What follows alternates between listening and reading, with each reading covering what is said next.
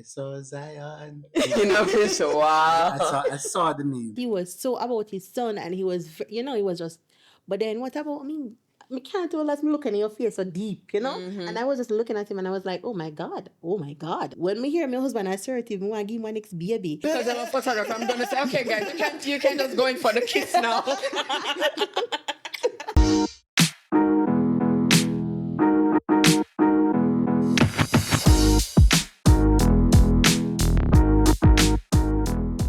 Hi, mamas and friends. Welcome to another episode of the Memories and Motherhood podcast.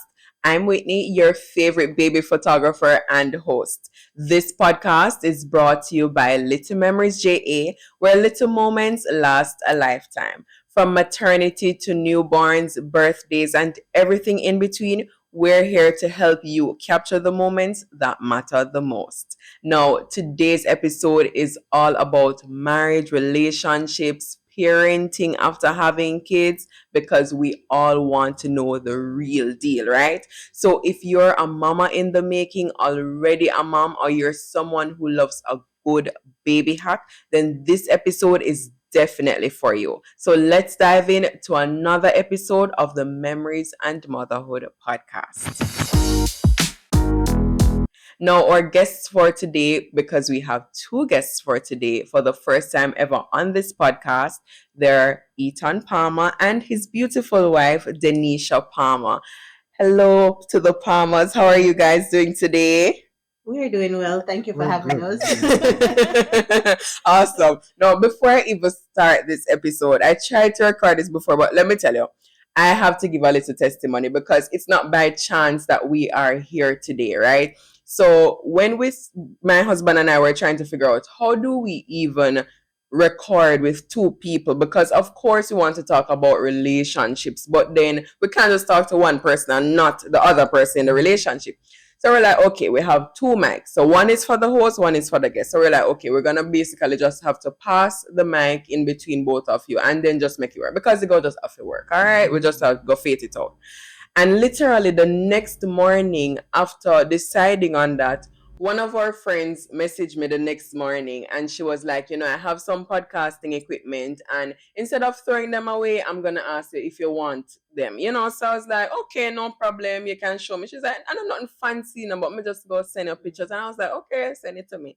And literally the moment she sent me the picture, I opened it. And when I looked, it was the same mic that we have. Mhm. The same brand, the same everything. Look at that. And I was like, not even 24 hours later. And here we are doing an interview, and we're not even have to pass the mic between the two of you. So we have to say thanks to God, because he definitely wanted this interview to be done. It's definitely one that is being done on purpose and, with approval from God. So once again, guys, thank you. I remember when I reached out to Denisha, she was like, yeah, man, that sounds like a good idea. And we just want to say we appreciate your willingness to share today. So tell us a little bit about yourselves and how long you've been married. You can also tell us about your children as well. You can decide who wants to talk first. Ladies before gentlemen. All right. So thank you again for having us, Whitney. So of course we are the Palmers, and we have been together for what, almost 9 years. We've been together since 2016, and similarly to your mic, just been worked out because of God. That is exactly how I believe our relationship was ordained. So we've been together since 2016, and we have been married since 2018. Don't say too quick, but it was just God's timing, Wow. right? And it's been what, 7 years? And in February we're going to be 8 years married.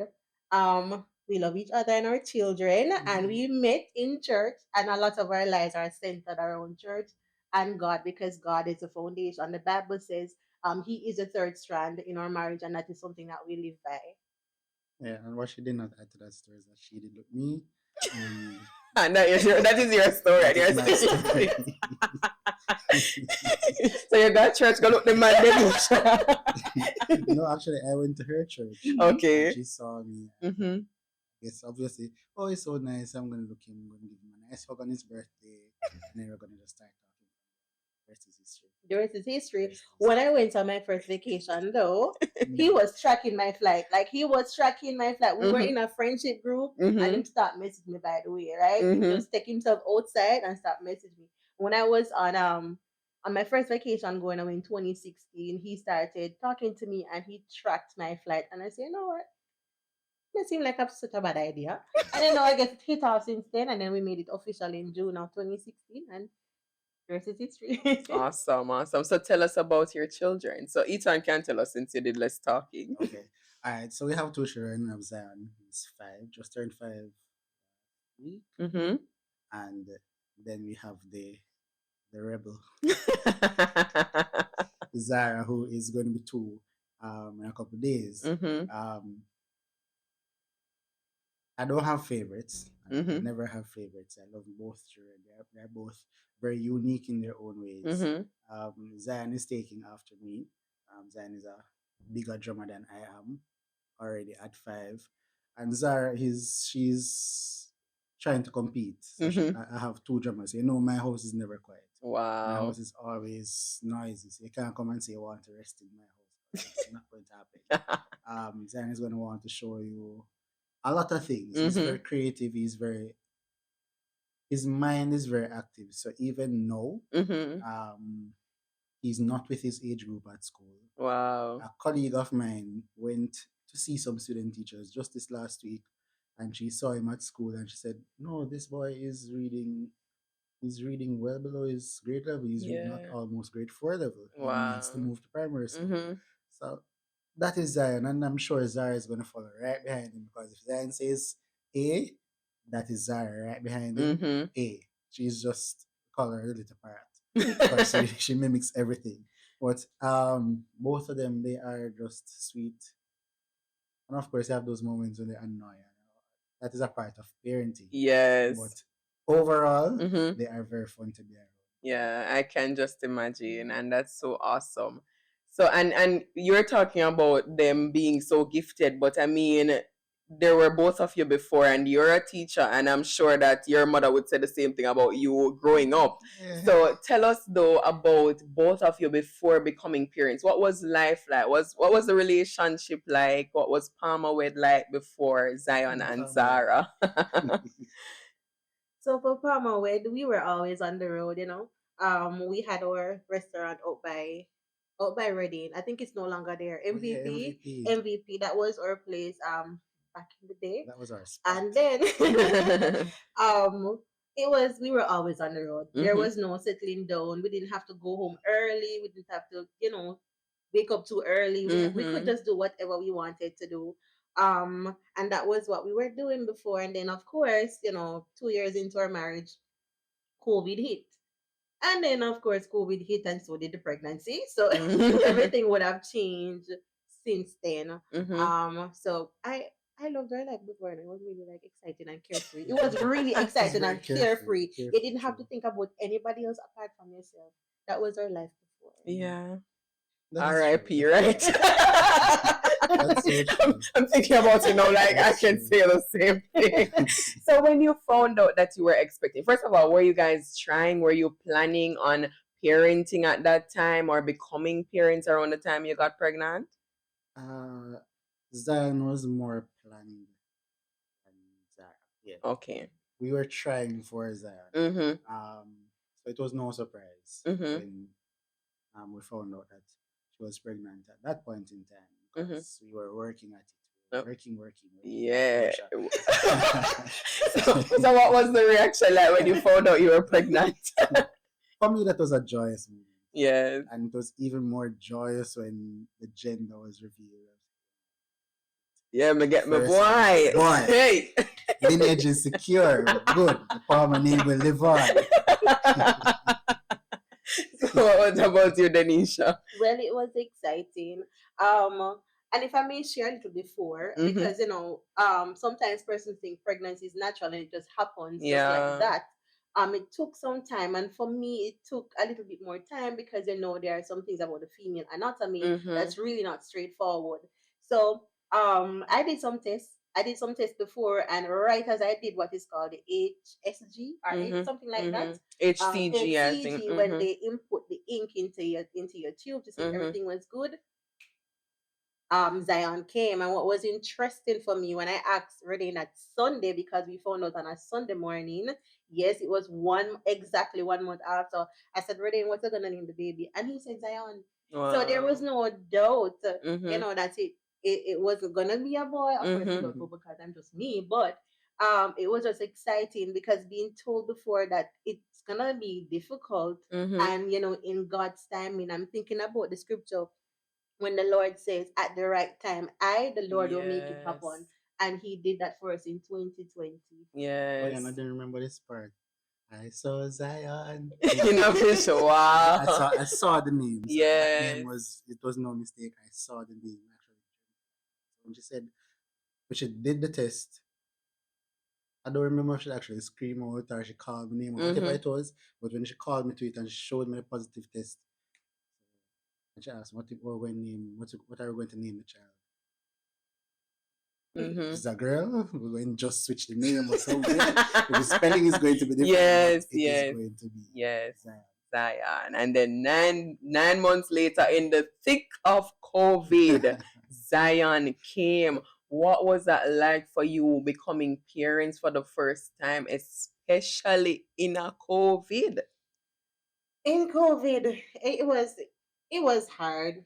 You know why it was hard? Because we're so accustomed to being on the road Mm-hmm. pre-baby, and then with COVID, you're forced to be inside, Mhm. and then mentally you have these changes going through your body, and you're wondering if you're doing it right. You want this, you can't get it because you're restricted in going anywhere. So it was difficult because I wanted to be out, and then my body started changing, which was Mm-hmm. difficult because I'm like 125, no, I'm a lot, right? Mm-hmm. So, but during that time, it was it was just hard. It was just hard because you're going through these changes. You'd want to interact some more. You'd want to be amongst people, but you can't because we Yeah. had we had our circle and we can't really go because we have to be thinking about the baby. And then sometimes people treat it like a fragile. I wonder like, oh, is already something. I don't need you to treat me like I'm fragile. Help me Exactly. to be very strong about it. But I'm happy that COVID allowed us to be home together because Rodin is a teacher, so I didn't have to do it alone. Mm-hmm. I had him there with me through the entirety of the pregnancy, and I'm gonna call him primary parent. So it I'm grateful for COVID. Mm-hmm. You know why? Mhm. Because otherwise he would have had to be at work out there, Yes. and Mm-hmm. he was home with us. So on the flip side, I thank God for COVID Mm-hmm. because we were able to do it together. Awesome. So what was it like for you, Radine? That first night, gosh, when, as I said earlier, when she was actually giving birth, Mm-hmm. um, at that point I had gotten tired because I was right outside. So she gave birth at 5 months. Mm-hmm. I was right outside the maternity ward door for most of the night Mm-hmm. until I just got tired. Nobody even gave me a chair to sit and say, Mm-mm. "Oh, all right, Daddy, you're here waiting. Here's a chair." Nothing at all. So I got tired, Yeah. and I decided I'm gonna go home. I'm gonna get some rest. I'm gonna wake up early. I don't know if anybody else knows about this thing. My mother said her mother told her that when she gives birth, she must eat meat and something. So there's a thing that I saw happening when persons were coming in and Mm-hmm. them have the KFC and them something. My mother said none of that. Mm-hmm. Black porridge, What? which is which is which It's is porridge with no milk Unsweetened, and nothing. unsweetened. So I wow. call me porridge just Mm-hmm. alone, call me Mm-hmm. boil out. Mm-hmm. So I went home and I did that. I prepared that for her. Mm-hmm. And I was calling her, couldn't get through. So I said, all right, I'll just go home and sleep and come back early morning. So that was some minutes to midnight. Mm-hmm. And while I was driving home, she was. Anyways, Zion came home on the Saturday. Mm-hmm. Mhm. I had to sleep with Zion in his crib that first night. Zion cried for the entire night. The Mm-mm. entire, I kid you not, the entire night. I fell asleep with him crying. Wow. And that happened for a little while. Um, I remember even either Christmas Eve, those times I used to play the song. Which song? That song? I can't remember the song that was so popular at the time. So Um, Miranda Curtis. Miranda Curtis had a song that was so popular at the time. that was the jam for Zion. That was the Mm-hmm. one thing that would have calmed the entire Yes. and the entire Christmas Eve. That is one song that was played just to keep him calm Mm-hmm. for moments. But like you said, COVID was not that bad because I would have been home. And this is where now Zion's life is a little bit tricky because Zion has been going to school since he was born, literally. Mm-hmm. So while I was online teaching, Zion was on my lap because he did not want to stay by Mm-hmm. himself. Even though he doesn't want to stay by himself. So I had to have him like the cuddling, he's Mm-hmm. right there. So all my students knew Zion, all my students' parents knew Zion, and that is a part of why I think he's intellectually how he is now Mm-hmm. because he has been learning these Mm. concepts literally from birth. Yeah, yeah. So I speak to my parents many times, and we're talking about where children are, and I say my son is an exception because unlike your children, my son is in school from the Mm-hmm. day he was Mm-hmm. born. So that was my experience when he was born. If you want to talk about the traveling part, after a while we got unruly, and in those times we had a police friend, which was nice because in one time we went to Portland Mm-mm. and we were coming back into St. James well after curfew. And when we stopped out by Greenwood. Mm-hmm. Greenwood, where the Mm. checkpoint was, and the police officer was asking, we know what time curfew? Just wind down the back window because that's where my bridging was. And I said, all right, we talk to him. We can't talk to him. But we have our moments. Like Mm-hmm. in comparison, a lot of things have changed, and that is expected because you can't just get up and say, "Oh, you're gonna go there." Because for me personally, I don't. From day one, I said I don't necessarily have an intention to Mm-hmm. send my child to say, "Oh, you're going to go with the auntie there, so you're going to just go pay grandparents." Yeah. It's my child, Mm-hmm. so it is my responsibility. So kind of we're a little more limited in how much we go out, Mm-hmm. but we have to find ways, and I To guess do things. that will come up a little Mm. bit later. How we go about doing things now as parents. Yes, yes. Awesome. All right. So I've always been curious about the conversations that people have before having children. What were some of the conversations that you guys have? I mean, of course, you're talking about trying to have a child, but were there any specific conversations that you had about your hopes or your wishes for when you become parents? And how does that differ now that you are actually parents? Hmm. Come to think of it, the first aim was to get pregnant. Mm-hmm. I don't think we would have spoken about what parenting is going to look like for us Mm-hmm. because we were so focused on getting pregnant, Mm-hmm. because we had a little issue before. So when actual parenting started, it was a shocker. Mm-hmm. It was a shocker so much we started to focus on the child. Hmm. Everything was about Zion. Um, Sometimes if you want to buy something for yourself, you say, "Oh, but me have to pick me me yard. I get me for do something else." Yeah. Right? So we thought about the pregnancy, but we didn't think about what parenting was gonna look like for us. And I think that was, I'm not gonna say it was a mistake. That was a new learning experience because then when we had Zara, then we knew that what we could have done with one child, we can't do with two. So if we could just take up Zion and run go somewhere or ask our parents, my parents in law to keep them, then you think twice if you're going to leave two because you now have two, so you have to change your mindset. So we didn't really think about what daycare services is going to look like. The most we did was say, okay, we wanted the room to look like this, and that we made happen. Yeah. But we didn't say that, okay, tomorrow morning the child is gonna go to Hmm. infant school. school or whatever. We just wanted to get pregnant, and then we Mm-hmm. started thinking about what we're going to do, and we're going to do this journey on our own way Mm-hmm. because people go give advice and you go compare, but we have to do it our own way and to see what works best for us. What might work for what worked for Zion will not necessarily work for Zara because Zara is now looking at everything that Zion is doing, so you have to think twice. Yeah. So we really didn't think about what parenting was gonna look like. We are learning to parent as we go along and learning to parent two different personalities because Zion is a little bit more, reserved, but Zara She talks a lot, and she tell you everything. She talks a lot. So if mommy this morning I didn't give her the macaroni was too hot and I took it from her. Mommy food, mommy food. She's saying to her father that mommy take what the food. So we didn't really think about what the parenting side of it was gonna look like. We were just focused on getting pregnant.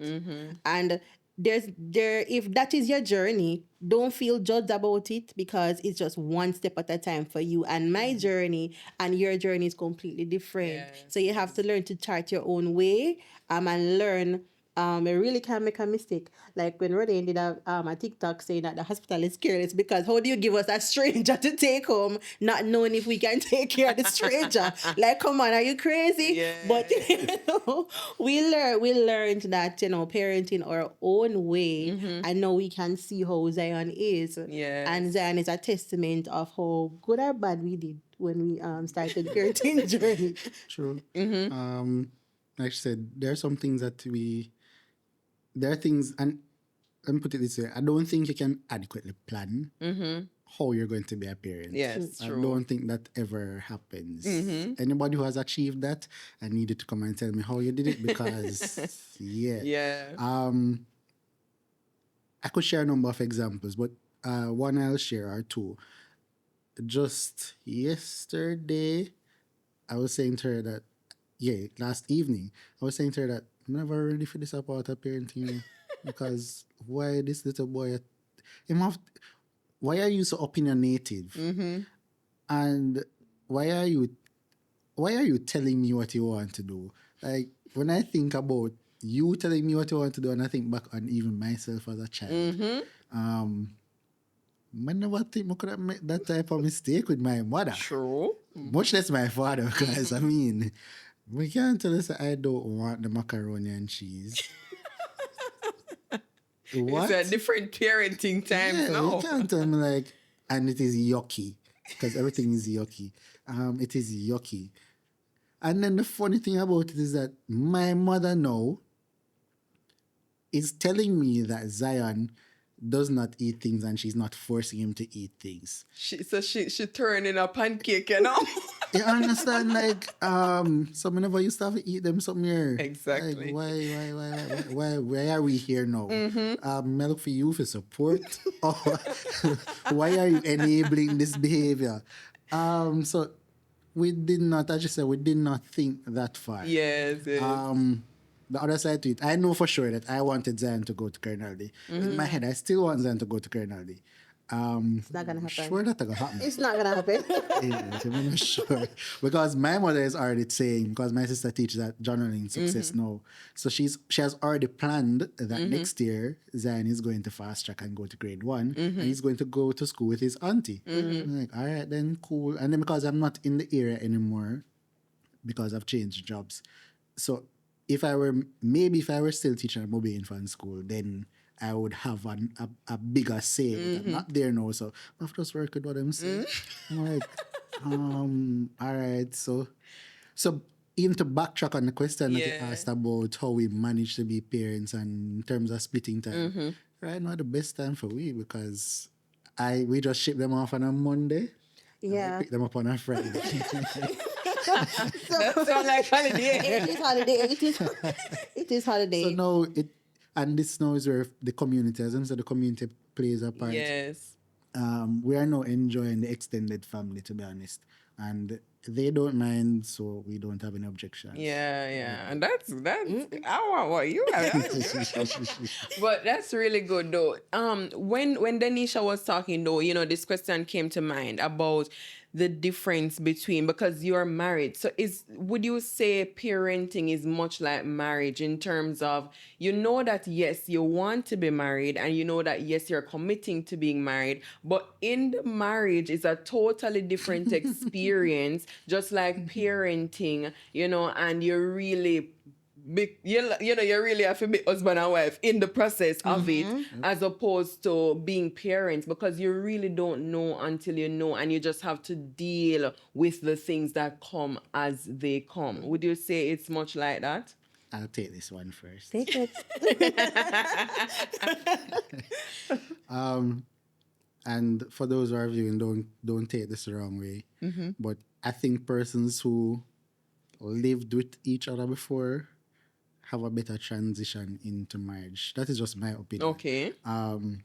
Because for me, you know, I literally left my parents' house on the morning of my wedding, and I did not return to their house. I've not returned to their. I've never slept in my parents' house a day, a night After you're married. being married. Yeah. And the saying, what saying go? See me and live with me. Two different things. That is the truest statement that exists. Because all right, you're dating, and you know there are some things that you won't see because you go on a date now, date ends, you drop her off and you go back to your house, and that is fine. You don't see all the things that come between the time that you see her on the next day. So now when you're living together, you're now married. So again, don't take this wrong way. You're now trapped. As she have to tell, don't take it the wrong way. We're gonna deal with this later, yes. Remember say, yeah, go back home with her. And like a parent, you have to sleep with me. Okay. But no, you have committed to this person. You have made a lifelong commitment to being with this person for better or for worse, in sickness and in health, till death. Part. So it doesn't matter what happens. You don't have no. Before you could have said, "Oh, you're vexed and have an argument," or you go on your yard. Which yard you going to go? We are in the same yard. Understand?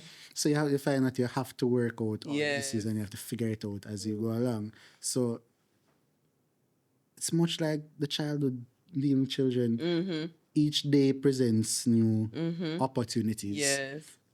I won't use the word challenges. Each day presents new opportunities, and you just have to learn the lessons as they come along. Yes. And figure it out from there. Yeah. And remember that she mentioned earlier, God is the third strand, and that love conquers all. Yes. So it matters not what happens, but you have to just look at the bigger picture, and move on.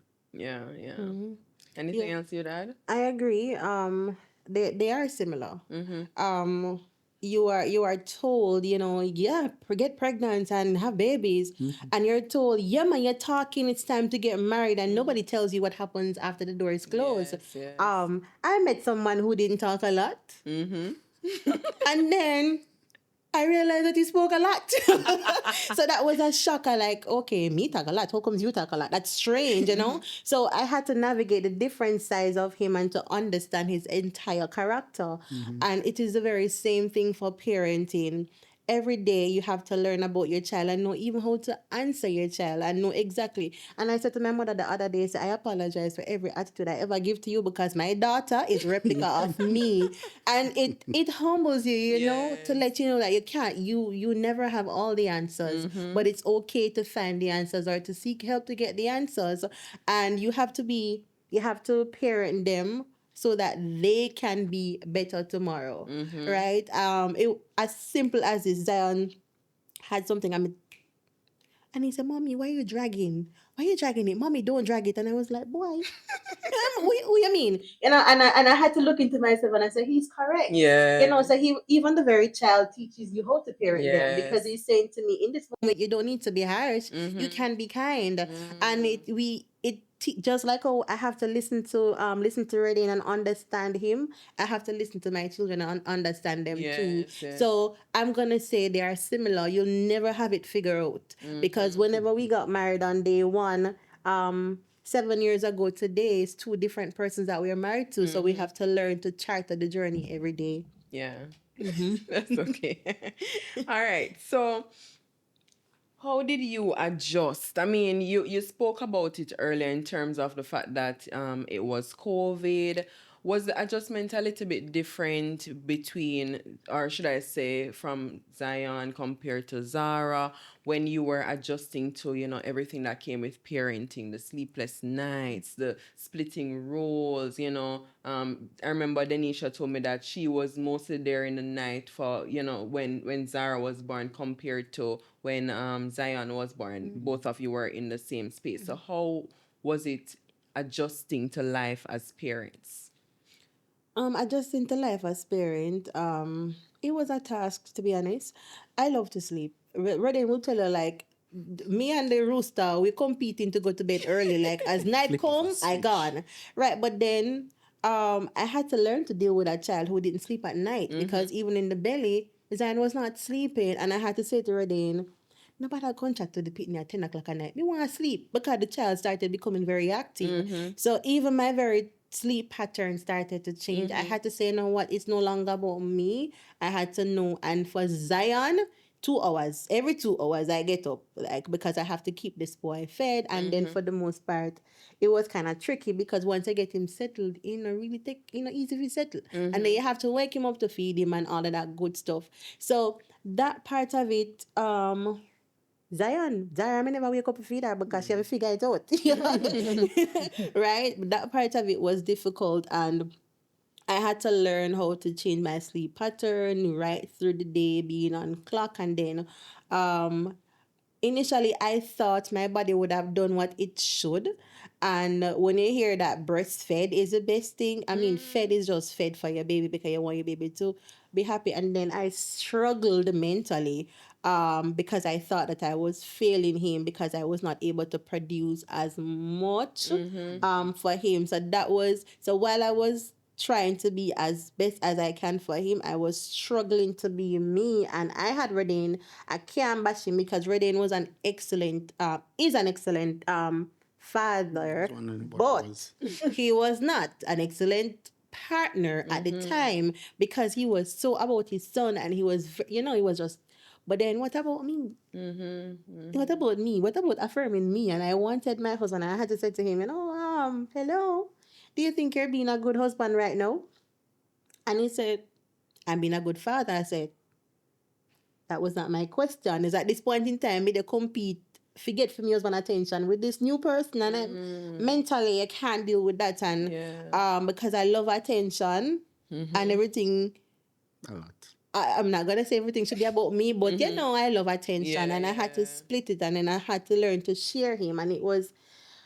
But then with Zara, that girl had to figure it on her own. I said the second child is not gonna.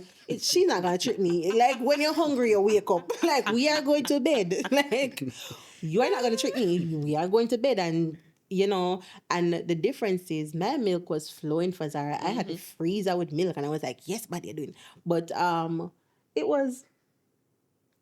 It's two different experiences, and I don't compare my journey with my children because they make me who I am today, and I love them for that. Yeah, man. Yep. That's just as Zara has to figure out some things. Has to. Zara getting bad energy. Yeah, she's going to learn. We learned from the mistakes made with Zion. You know, when you get your first car, and you watch some persons every morning, them get up and them wash the car, and the engine are clean out, and them have them car cleaning kit, and then after a while they get used to the car, and then you realize, say, oh, there's a daily routine you can't bother to get up every morning and wash your car. Yeah, so Zion was a new car, and Zara is not so new. So yes, you still get some of the good treatment. So instead of me, getting up and washing the car, we make sure some carry your car wash and leave you and then sort it out. So it's still nice and shiny and pretty, but me I do all of the work. And it is good also because Zen now at 5 is able to help Zara through a lot of the processes that we had to help him with. So Zara, as I said, she's just a little part, and everywhere Zion goes, she's right there behind him. She's mimicking. So when I would have needed to teach Zion X, Zara is now able to learn that from Zion. And that is a good thing. As I mentioned earlier, the first night that Zion came home and must say, no, that never happened with Zara. No. She was peaceful. Well, she was a different. Different. I guess because she was born there. She never come up. She would be there. So she was already at home. Yes. So she slept and all that. And that was very nice for me because yes. I can sleep. I can sleep. And Zion was old enough. But like I said, some of the lessons that we learned from Zion, we brought them over. And Zion was the The experiment. The guinea pig. Zion was the guinea pig, and then Zara is the product of the experiment that was carried Yeah, out, and yeah. that works for us. Yes, yes. And that's beautiful. You know, there's so many things that came from me as a boy. Trust me. But one thing that you mentioned, because I'm just trying to remember, because there were so many things that were said. But I feel like the second child sometimes, I'm gonna say suffer loosely, but in a sense that when the second child comes around, as you said, you would have learned so much that you can apply the principles for the second child. Now, do you think that you mentioned, Denisha, when you were saying, you know, at one point you were like, you're being a good father, but are you being a good husband? And that's such a big reality check. But you know, the flip side of it is that when we become moms, it's so hard for us to turn off the mom cap same way and become wives. And so, do you feel as if you were cheated on that part as well, or not cheated, but do you feel as if you also had a similar experience in terms of her becoming more mom than wife for you? I'm not sure. I'm not sure. Well, I'm not sure if I spent enough time to think about it like that. Because, like you said, I had my Zion, and that was the greatest joy in the moment. So it was me and Zion. Everybody saw me. It was always me and Zion. I'm not sure. I'm not sure if I paid attention. So if she was not a good wife, I did not notice because I had me and my Zion. I desire. Yeah. Yes. Right. Wow. That's my point. Yeah, I had my Zion. I had my Zion. I just feel like it's a thing that happens, you know? But, you know, it just goes to show that there are so many expectations on men when it comes on, because you've never been a father before, and likewise you've never been a husband before. This is your first shot at both instances, you know. And so in the midst of it, you're still trying to figure it out, and you're also trying to figure it out.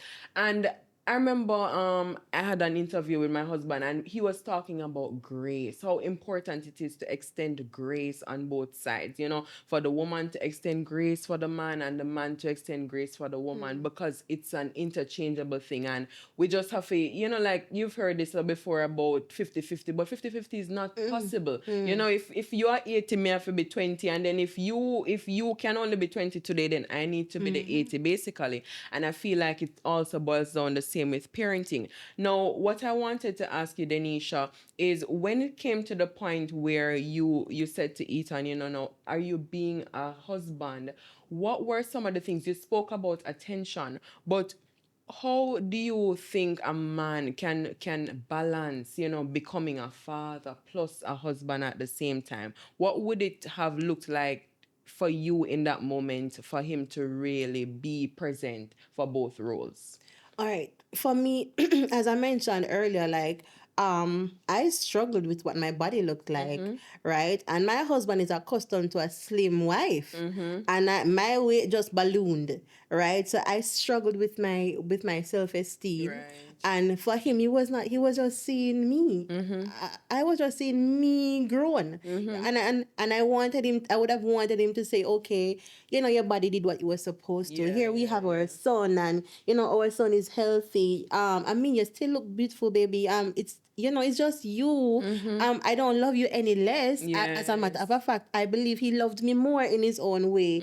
At that time, I just didn't think he understood what love looked like and felt like for me. And that was a conversation that we had, and we had it recently. How do you receive love? How do I receive love?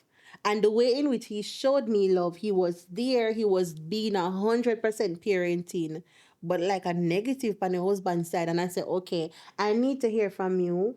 That, you know, I love you.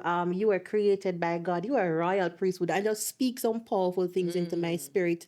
And I think it was at that time he knew that affirmation was my thing. And he would have tried to get it right. But it's just a work in progress, because even after that, the love language still changed and it's just evolving. So in that moment, I wanted him to show me how I receive love and not focus on doing everything that he thought needed to be done. And he was good. but I needed to hear the things. I needed to hear that your body, you look good still, why you're growing, yeah man, you look.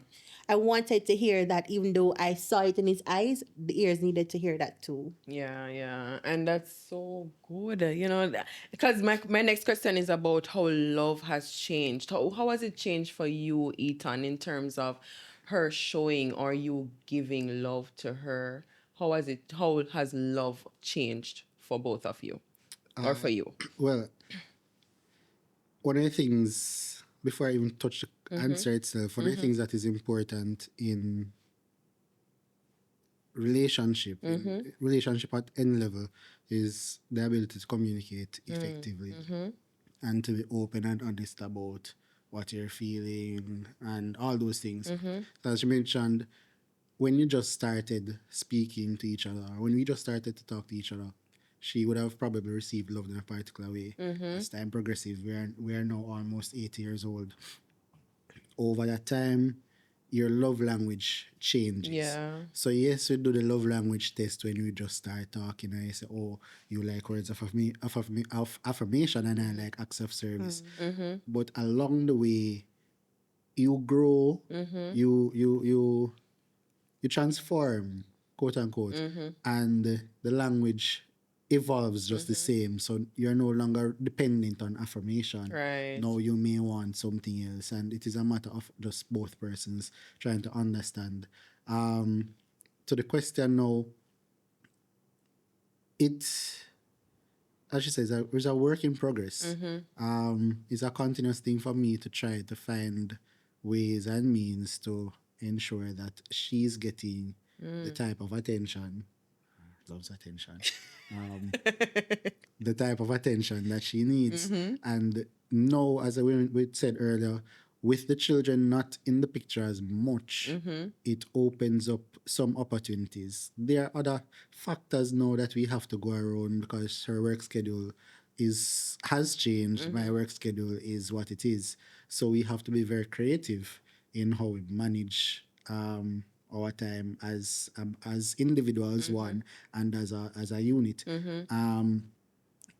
But one thing that for sure is important is that the same effort that was put into dating and courting has to be continued throughout the marriage, because we get comfortable. I'm guilty of that. Yes. We get very comfortable. Yeah, man, I'm going home to my wife. This is my wife. I'm going to go home and see her.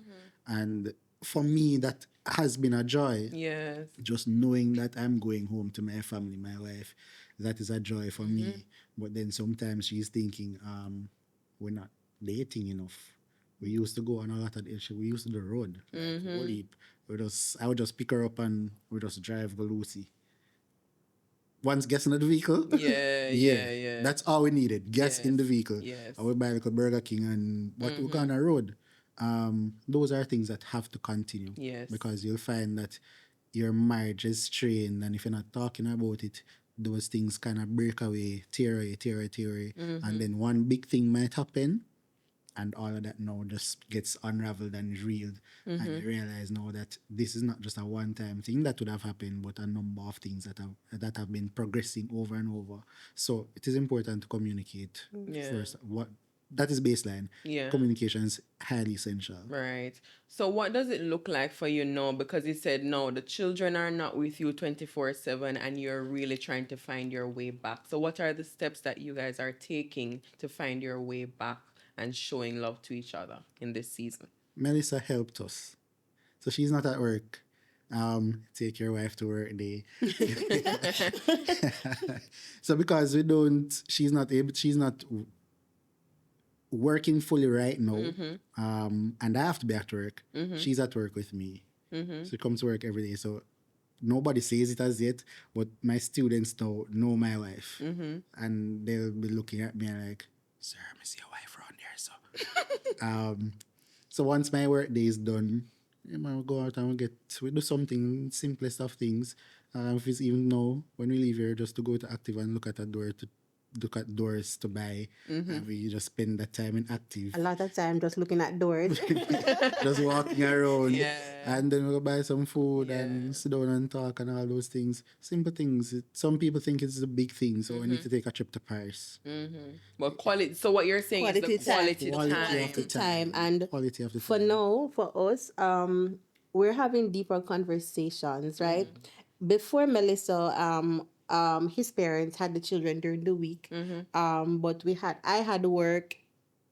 How many hours? Like full day, like 12 hours. How much? Like long shifts. long shifts I had. But now, Melissa, we are forced to connect differently, and we needed the connection, to be honest, because we got so lost in everything else except us. Yeah. And no, I remember this week we were talking, and I said to my husband, "Lord," I said, like, me can't tell us me looking in your face so deep, you know. And I was just looking at him, and I was like, oh my god, you know. Yeah, So, I know. so so we are able to look Yeah. in, and we are paying attention. I'm not only hearing what he's saying, but I'm listening to how his heart is speaking, and I'm able to focus on him, because we don't, even though the children probably be sleeping or whatever, no, but in the daytime they're gone. I'm able to listen to what he's saying, and to understand that really and truly it's not about me, but if we want it to work, it has to be us. So we have deeper conversations. He is more expressive of his feelings, and I said to him, and ladies and gentlemen, everybody who's looking, to be honest with your partner, you really can't. You think about them feelings, but you have to consider the truth in corrective love, right? Not to be harsh, but I'm hearing more of what he's saying, and when me hear my husband assertive, me want to give him my next baby. You know that is how it is. that is how it is, and I just love that for us right now. Okay. Slow down, guys. You turn your like the sound of that. It's because I said two and finish. I'm not going over this journey again. I'm not going through this journey again. Wow. So let me just ask one little thing, because I mean this would be a good opportunity for you too. What is one, well, let me ask Ethan first and then I'll ask Denisha. What is one little thing, Ethan, that Denisha is doing in this season that makes you feel appreciated? Um, a little thing. I have gifts coming. I have I have a drill set. I've always wanted this drill set. And it was for me to buy it for myself. I didn't want anybody to buy it for myself. For me. But when I made the decision to buy it, the price just flew up on Amazon. And even when we traveled last year or this year, and I went into Home Depot to look at the drill set, I said, no, I can't spend this. I'm not. It's not something that I'm doing professionally. It's just for me to have to say I have tools at home. I didn't think it was a big enough invest. It was worth the investment at the time. And she just asked me the other day if I still want that drill set. I say yeah. And then she's like, all right, send me the link on Amazon. I said, all right. Why? I'm gonna buy the drill set. All right, cool, no problem. I don't have to spend that. Well, I'm going to pay feet still, but but yeah, I know me. I made the purchase. Yeah. That because I like doing things handsy, and I think it'll open up an opportunity. Just those two simple drill sets will help me do something, and I appreciate that. That's something small that she would have done recently that I really, really appreciate. You do. Yes. Yeah. All right. What about you, Denisha? For me, we're having different levels of conversation. And I needed to hear him from his heart. You know, and I've been nagging at him years and years, and sometimes they really don't hear. But when they're able to slow down, you say, you know, I need to hear what is happening in your heart. Tell me exactly how you feel and what you're feeling. And I And then he started to share things with me. He opened his heart in a way that he's never opened his heart before. Society tell man that them need to be strong and whatever. No, yes, but no. And I needed to create a safe space for him. And he spoke to me from his heart. And I'm hearing a lot more, me love what baka because me love so woman I see and we're like get so the words are just flowing out of him and like he's doing it effortless and me wanna like this I wanna really do it. So so in this in this season and I remember last week we're in a hard patch and he started to just speak into my spirit and he was just saying, you're standing here and the Lord is there, but right next to the Lord, I am there. So the Lord is right there. He's right here, and I'm at the back. And in this season, I was weak spiritually. And when I heard my husband speak from the mouth of Christ into my spirit, I was like, God, I can be weak spiritually, knowing that the priest that you created for me is doing what he was supposed to. And that, Whitney, it did a number on my brain mentally. Did a number on my brain mentally. And I appreciate him a lot for walking in his calling, in a time when things become difficult and he's able to cushion how difficult things get. Yeah. And I'm happy. You okay? No. Because I'm a photographer, I'm gonna say, okay, guys, you can just go in for the kiss now.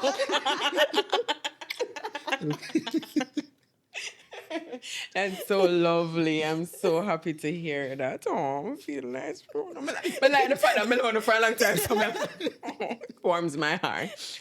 Before we continue, I just want to introduce something new that I'll be doing for every episode called the Memory Minute. This is just a small pause in the conversation to remind you to slow down and just remember the moments that matter most and little tips about how you can capture these moments. So here's your first Memory Minute, courtesy of Little Memories JA. Our first memory minute is to remember to clean your phone lens. This thing that you see here, sometimes it gets very blurry and you may be wondering, why do my photos look so bad all of a sudden? Remember to clean the lens of your camera. This is your Memory Minute brought to you by Little Memories JA. Stay tuned to the end of this episode for a discount for 10% off your first or next photo session with Little Memories JA. Let's take a little turn, because you spoke about going through a rough patch and the fact that you would have had disagreements and so far, and things like that. Now, how did you handle disagreements before having children compared to now when you actually have children? Has it changed in any way?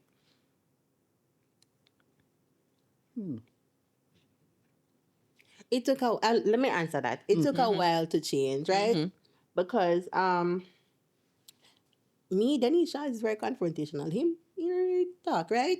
So even if I would have voiced a particular way, I have to know that, I have to reserve certain things outside of the earshot of my children. My son, he listens and he's understanding. So I don't want him to hear us in a certain way until he's ready to hear a conversation like that. So if me talk loud like when I'm in class because I'm also a teacher, right? I reduce my voice and we're not at each other. So my children will never hear us arguing.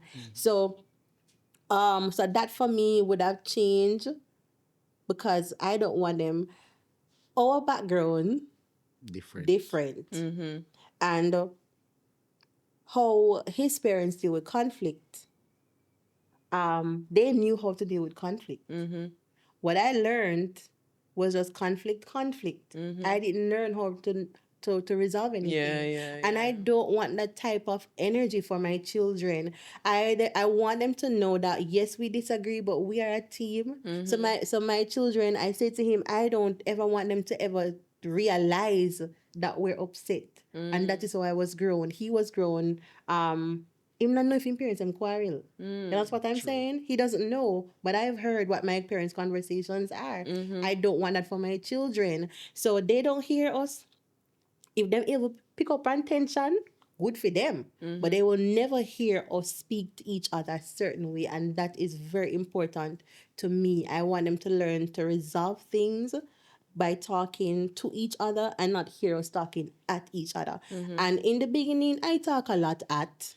I can be honest. I spoke a lot at, and he would have reserved his comments. But now, he's very intentional in what he says and how he says, especially in the earshot of our children, especially Zion. Because everything, and then I go chat around, and we can't afford that, right? So that is how, for me, things would have changed. Um, that is it. Most times, if we have a disagreement, yeah, and I'm just there, I'll just listen. All right, cool. And I'll respond if I need to respond. Sometimes I just don't, because as far as I'm concerned, sometimes this is just her venting. So yeah, all right, continue venting. I'll be that board that your sounding board. And she always says that for her, I think persons will probably know if we're disagreeing by looking at me because my expressions are just what they are, and my expressions are very close. You will see that I don't like something. I don't have to tell you that I don't like it. You'll just see it. But for her, she's more conscious. So we will literally be disagreeing going to church. I don't know why. We'll literally be disagreeing going to church. You will look at me and probably know, say, all right, something wrong. But then you go and look at Denisha and you're going to have a second guess. Is it something wrong with them or there's something wrong with me? Or, you understand? Because she doesn't show it. Yeah. And she's going to be, her face going to vex up in the car. And by the time she step out, it's a totally different expression like, what going on so? You never vex a while ago, like, how you look so? And then I'm just there stuck within my appearance, like, all right. And everybody just knows that me vex. And that is it. So we have never been vocal, you know, some people, you know, cuss and everybody knows them cuss. You know, well, you probably experience this in Norwood.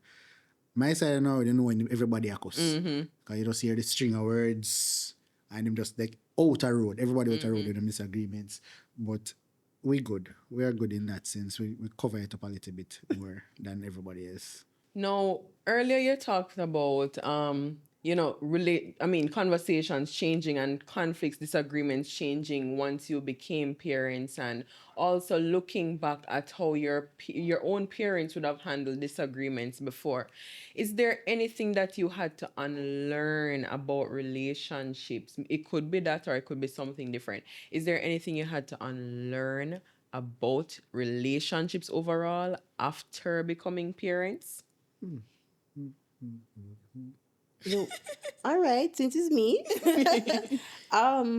yes, I had to learn, how to be intentional in how I am speaking. I don't want my children to think it is okay to speak to any of us any particular way. So I'm very intentional in how and what I say in their earshot. So I will never ever call my husband a certain type of name, and he will never do the same. He will when I go fight and wool heap of foolishness, like fewer. You understand what I'm saying? And I'm not gonna have my children be anybody's battering board or mine. So I had to unlearn how what I saw as parenting, and me not turn out too bad. Me not really bash my parents, right? But I have to learn. I had to look at things that I did not want for my children. Right. I don't want my children to think that negative reinforcement is the only way to become productive. I want my children to say, okay, I can get rewards because I'm doing something that is good, but it doesn't have to be always bad for them. Yeah. Notwithstanding though, of course, they have to learn how to behave themselves, right? It not gonna be all pretty all the time, and them Right. are gonna know that. But it doesn't have to be that you're only here because I hear something bad. That is so that is how I was grown, and I'm Yeah. not going to cushion it, right? Some because my parents parent differently, and not Yes, it yes, wasn't all yes. that bad, but I had to learn from negative reinforcement and make my life better because of negative reinforcement. I don't think that is any way to grow your child 100%, because sometimes you have to know the negative for the right, right? So I had to unlearn that. So listen, I don't have my child not only have to hear bad things from me. I was saying to my husband the other day, that I'm a I'm 30 a lot. I'm 30 a lot, right? And when I was older, I heard my father said to me, you know, so I'm proud of you, your sister. And me really saw me and say, well, on every day, my father just tell me that. Wow. And it really sat on my spirit, you Yes, know. yes, I had yes. to be an adult raising my own two children to hear that. And no, my son is going to hear that I am proud of you. My daughter is going to hear that I am proud of you. We are proud of you. And that those are some things that I had to unlearn. And even with how relationships are, I had to unlearn certain things so that I can be better, for my husband and for my children and for me. I have to learn to be a better person for me, because sometimes when you have a motive, it may not be good, but when you are better for you, then you know how to treat everyone else around you without a condition. And that is something that had to happen for me. Yeah, yeah, Mhm.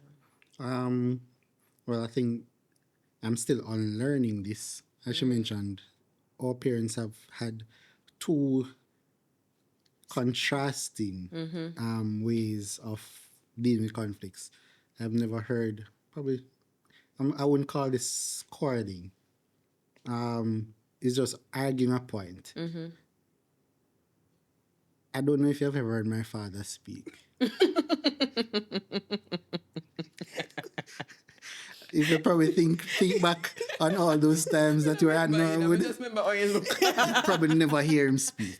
And that is just general how my father is, right? And then you have my mother. Yeah, my mother is always talking. And I grew with them for as long as I did, 25 years. Yeah. And I can't tell you any one instance where they would have been arguing. But most of them vexed because my mother face is what it is. My father don't care. That's the impression I get. Yeah, yeah. My mother face vex. And she in a one little mood. You know when them are, you would know after a while you picked up that yeah, they're having a disagreement, but you can't prove it. Yeah. You understand? So I think from that, you mentioned, as I even said earlier, with me just listening to her going on and on, it is something that I still have to unlearn. That it cannot just be a thing where she's there ranting and I'm just There. there. You Yeah. understand? It has to be a conversation, because if you're not having a conversation, then the issue is not going to be resolved. She will still hold what she's holding, and if it's the flip side, I will still hold what I'm holding. So Yeah. we have to be intentional, stealing a word, about how we deal with the conflicts. But we have to also remember that there are two young humans there who are watching our every move, and they are learning from what we are doing. So whatever we do, they will mimic. Yeah. This morning, I don't know what Zara was doing. I honestly don't know what she was doing. But I heard Denisha saying that is what your grandmother is doing at school, because Zara and Zayn are with my mother at school. And I could just imagine, without even asking, I know exactly what was happening. Because I know I saw Zara with a ruler in her hand at one point. So I say, yeah, man, I know exactly where I'm going. So Zara is watching what is happening and she's now mimicking. So imagine now if we were at home Yes. operating a particular way. Everybody over Zara's school going, no. Yes, Say, that's true. our mother and father up there, they cuss each other. Yes, that's true. You understand? So we have to be very mindful of how so our things are dealt with behind closed doors, outside the eyes, because nobody else needs to know Yeah, that we are disagreeing. And that is just how we manage it. Yeah. All right. So further to what you were saying, you know, you're talking about conflict, you're talking about resolution, but you also touched on discipline in parenting, which is a big thing. how do you approach discipline, especially because you are both present as parents in your household? Uh, what one says, the other says. Okay. Yeah. There's no differing perspectives or points of view. Mm-hmm. If she says yes, I say yes. Mm-hmm. And most times I know because the questions the question normally leads to something that should be a no. Yeah. But whatever she says is the same. So already, I'm telling you, Zion is a deep thinker. So I'm trying to use him head sometimes. A little 5-year-old brain. So he'll come to me and he'll ask me for something, and I'll say no. And then mommy comes later on, not knowing that he asked me, Mm-hmm.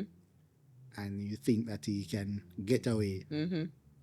And mommy will ask, what did daddy say? So I'm no right away. All right. Never mind. Never mind. Nobody even bother ask because, yeah, you were here with daddy all along. So why you never go and ask daddy? Why you wait until I pull you? That's just the general idea. So we are on the same page in terms of how we operate in disciplining both our children. It's not the easiest thing. I'm gonna let the viewers know something. As a teacher, I'm a very rough. Like I'm a rough person. I don't like I don't like foolishness too long. And I don't like when children act as if they are older than their age and then I want to pass in place. So there were times when the rod of correction would have spoken in my classroom. Don't come from the government agencies. But yeah, and I have to be conscious of how often that happens. Because then I think about my childhood and that was a thing. That was the thing. And I don't want to say that we are soft parents, but we try to talk out or talk through some things a little bit more. Yeah, Zara gets slapped a couple times. Well, Zara too, because Zara is It's a test. Zara tests the waters It's a very test. often. Right? So sometimes she get a little slap here and there. But we try, like, because Zion is more vocal and he's able to understand things a little bit more, we try to speak through some of the issues.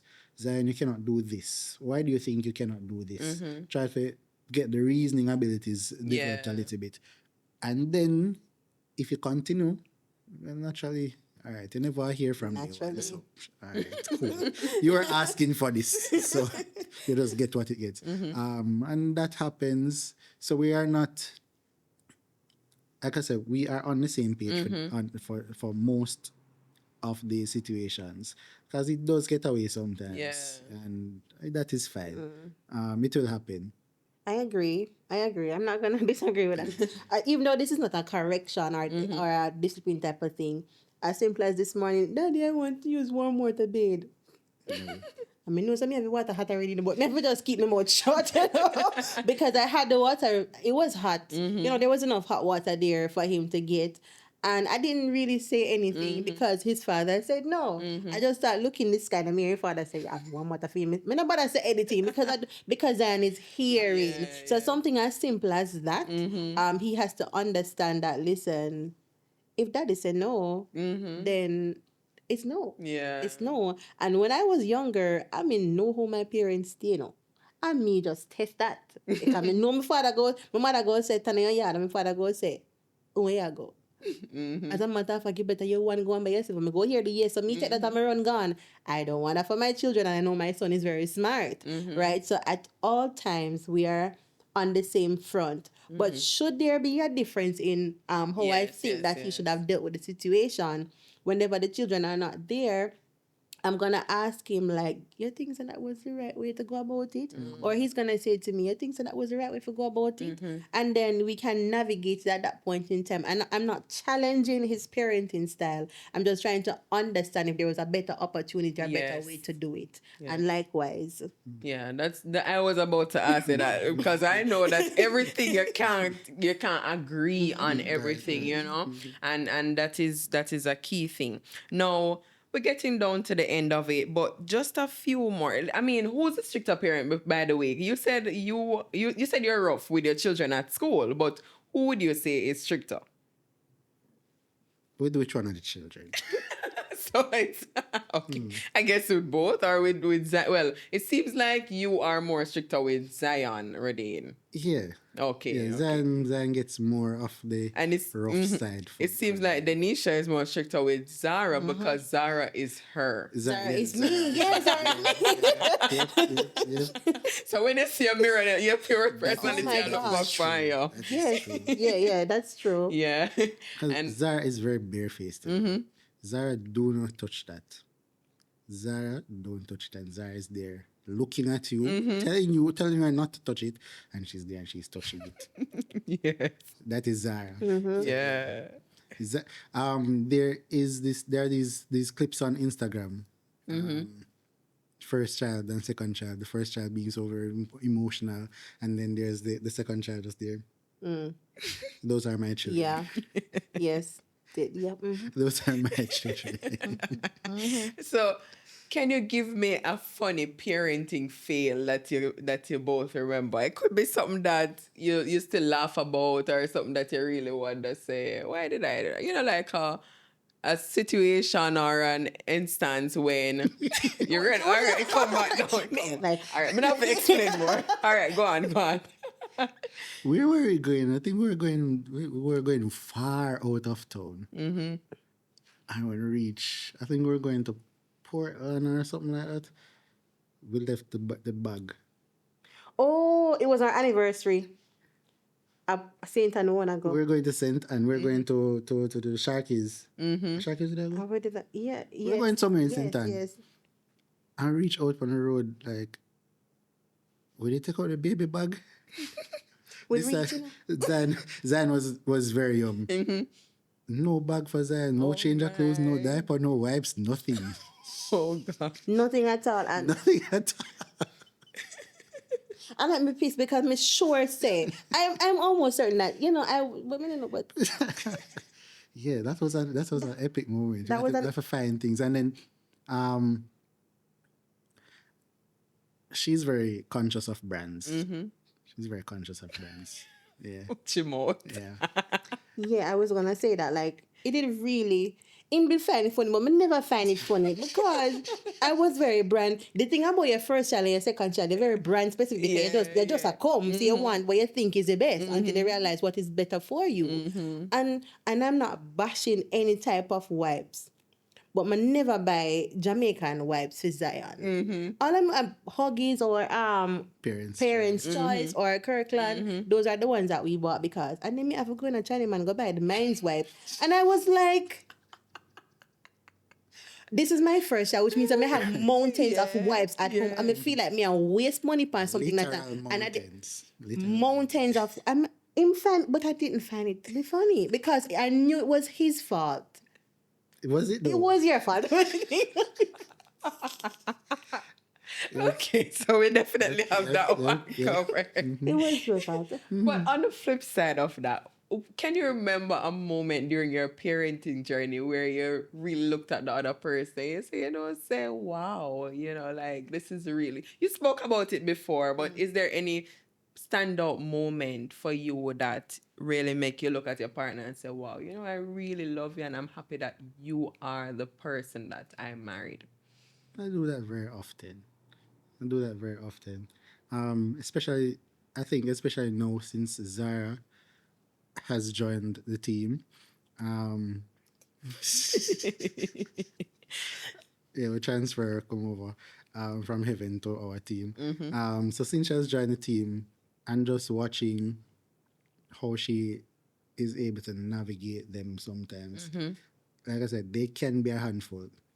Both of them want attention because Zan is a little engineer and he wants you to watch him build everything. He has his blocks, he has these things, the marble tracks, and he'll go through and he wants it to be there for the entire process and be watching. And then you have Zara who also wants to, but she doesn't really want to, she just wants to be in the midst, but she don't really want to, she just wants to wait until Zan builds it up and then she just knocks it down. Oh gosh. And then you have Zion getting highly emotional, and Zara is just there laughing in herself, like, yeah, I knocked it down. And then she just there and she's talking Zion through that emotional moment and talking also to Zara. And I can see the evidence of it too, because now when Zara has her moments, I hear Zion, um, Zara, it's okay, okay, it's all right, okay, and he's being that type of Yes. person to his sister, and him only get that from his mother, not me, because I'm not that type of person. Um, so those moments they are heartwarming for Yes. me. I don't worry, not that I ever did, but I don't worry if I need to go out of town for an extended period of time that she's going to get frustrated or whatever, because like I said, they are really a handful sometimes. But I know that they are comfortable with her. She's nurturing to them. She is just a very good mother to them, and that is she chose well, but I chose well as well. All right, for me, I've always maintained that this journey with Radine has been everything that I would have hoped for it to be. I really can't identify any single moment, but society has taught us that males are inferior parents. I don't have that one as my husband. I have my husband being 100% parent, 100% father, and at no point in time I am doubtful that he's capable. Sometimes I'm overbearing because I can't help it, right? But when I was supposed to go back to work, and in COVID, and he remained home with Zion. I even I fi call him, I just me, but I didn't doubt that he was able to take care of him, and he took on the role like Zion was literally Rodine's handbag, and I said sometimes persons, if the father is available, even if the father is available, they have to find additional help. My help is my help, you know. My help came from the Lord, right? He came Amen. directly from heaven, and overall parenting, he's almost like for Zion, he was primary, like he was primary, right? And that to me is wholesome. When people are talk about oh them baby father this or them husband that, me I wonder like which part, because I don't have that experience, and I don't allow anyone to invalidate what my husband does as a parent, because he was there in the beginning and so shall he be now. Yes. And overall the experience with him, I don't think I not even think I would not have changed it for anything at all. It has been wholesome. Yeah, no, I'm awesome. You're awesome, yes. Aw.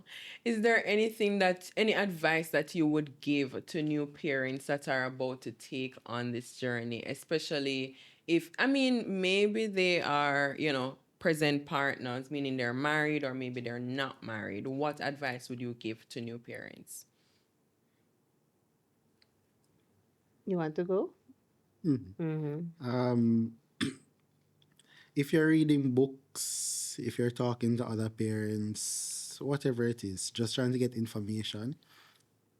It is nice to have information, but your situation is going to be your situation. There's nobody else that will have your situation. True. And you will just have to navigate your situation the best way that you can.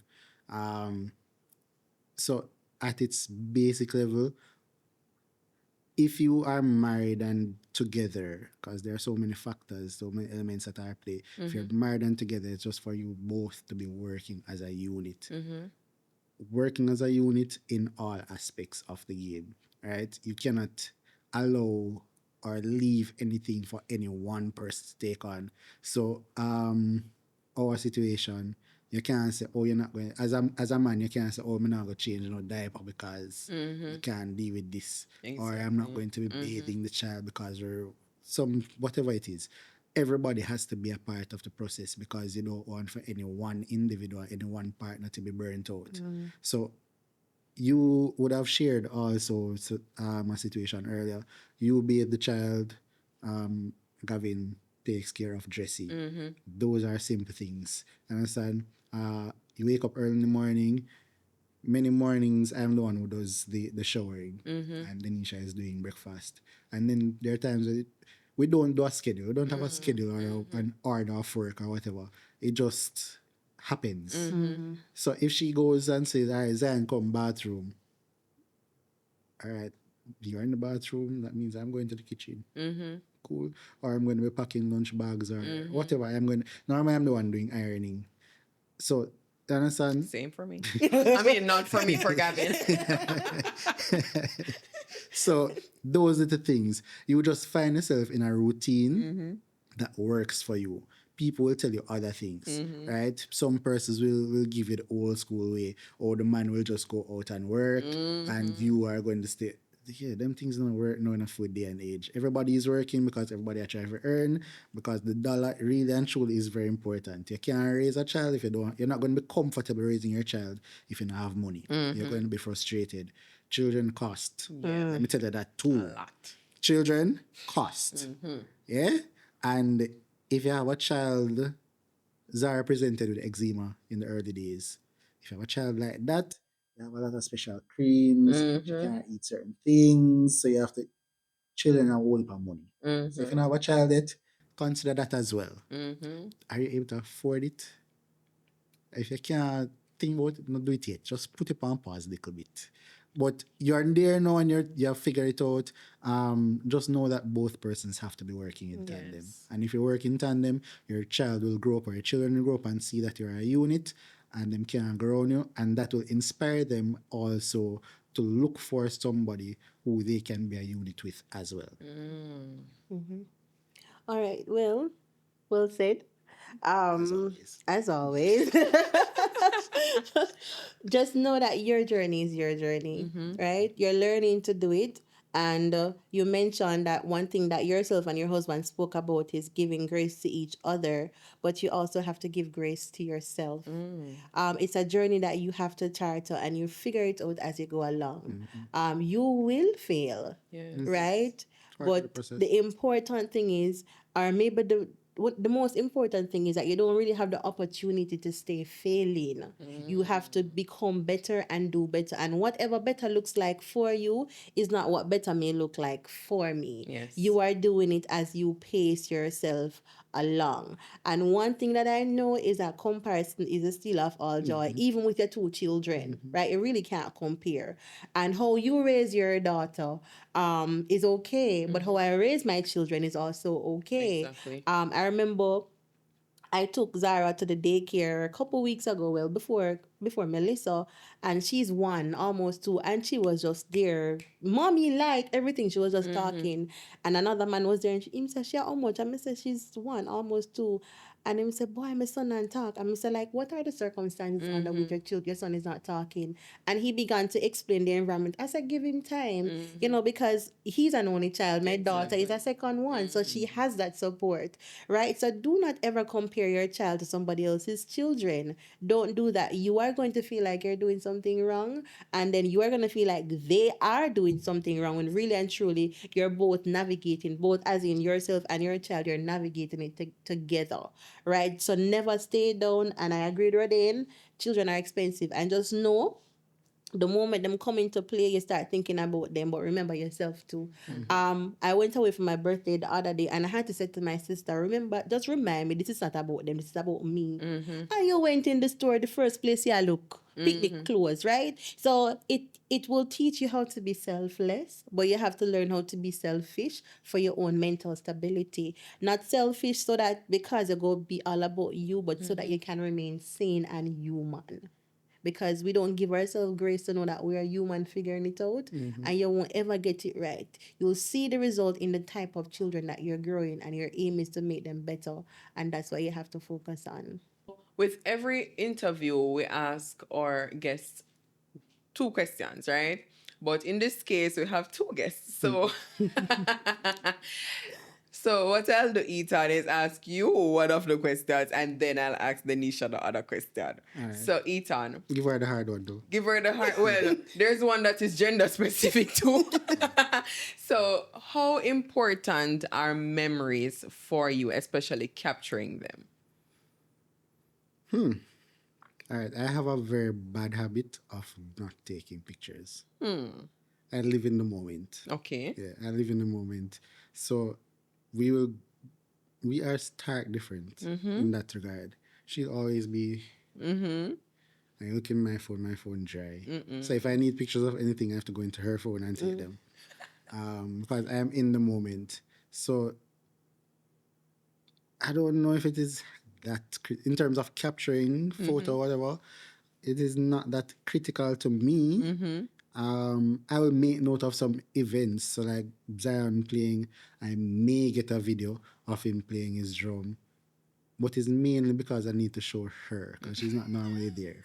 So that is not it's not for me even. It's just as Yeah, yeah, evidence to yeah. show, all right, this is what Zion did today while I was playing drums or whatever. But it's not that critical for me. Okay, how important? Let me ask Denisha then. How important? Because I know Denisha is the one who did the photo shoot. So Denisha, how Yeah, important to her memory? it's very important. Two reasons. One, I can remember, and two, I don't think I've recovered from pregnancy brain. So forgive me. I don't remember a lot of things, right?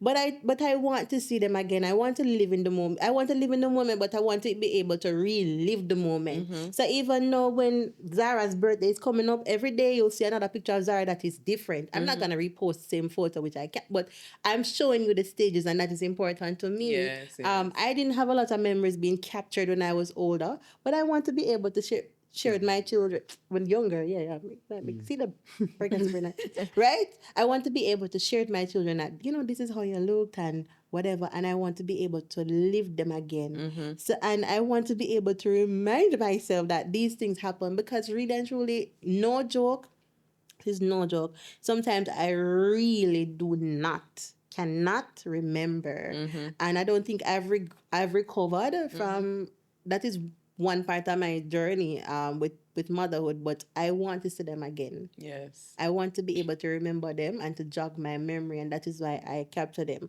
And then the second part is that we know him gonna look for them anyways, and he's not doing anything, so he will get them too. But I want to be able to look back and say, hey, this was Zion at this photo shoot, and and look at it every time because I won't necessarily remember. So that's why it's important to me. Awesome.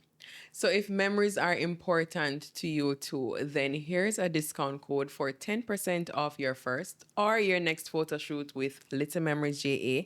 You can use the discount code Moments10 when you are booking. Now, last question, and maybe I'll just ask both of you. Denisha, I want you to give us one mom hack that really helped you out along your journey as a mom. And then, Ethan, you can think about your dad hack. Mom hack. Is this really a hack though? But my thing is, don't make the second one catch you with the first one.